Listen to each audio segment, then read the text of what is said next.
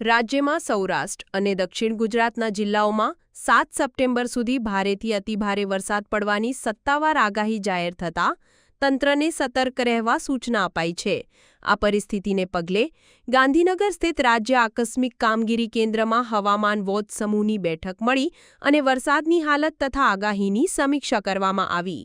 આગામી દિવસોમાં દક્ષિણ ગુજરાતના સુરત, નવસારી, વલસાડ, નર્મદા, ભરૂચ, ડાંગ અને તાપી સહિતના વિસ્તારો માટે ભારેથી અતિભારે વરસાદની ચેતવણી જાળવાઈ છે, જ્યારે સૌરાષ્ટ્રમાં અમરેલી, ભાવનગર, બોટાદ, રાજકોટ, જામનગર, મોરબી અને દેવભૂમિ દ્વારકા સહિત કેટલાક જિલ્લાઓમાં ઊંચી તીવ્રતાનો વરસાદ પડવાની શક્યતા દર્શાવવામાં આવી છે.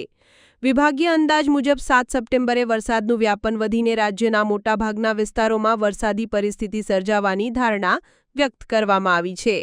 ગાંધીનગરમાં યોજાયેલી સમીક્ષા બેઠકમાં જળાશયોનું સ્તર, તંત્રની તૈયારીઓ અને શક્ય તાકીદની પરિસ્થિતિ સંભાળવા સૂચનાઓ જારી કરી દેવામાં આવી છે. તાકીદની સ્થિતિને ધ્યાનમાં રાખી 12 રાષ્ટ્રીય આપત્તિ પ્રતિસાદ દળ અને 20 રાજ્ય આપત્તિ પ્રતિસાદ દળની ટીમો તૈનાત રાખવામાં આવી છે, જ્યારે એક વધારાની ટીમ અનામત મુકાશે એમ પણ જણાવાયું છે. મોસમી પરિબળો મુજબ મોન્સૂન પટ્ટી અને બંગાળની ખાડી ઉપરની ચક્રવાતી પરિસ્થિતિ તથા નીચા દબાણની રચનાને પગલે ગુજરાતમાં વરસાદી પ્રવૃત્તિ વધતી જાય તેવી વૈજ્ઞાનિક સંભાવના વ્યક્ત થઈ છે.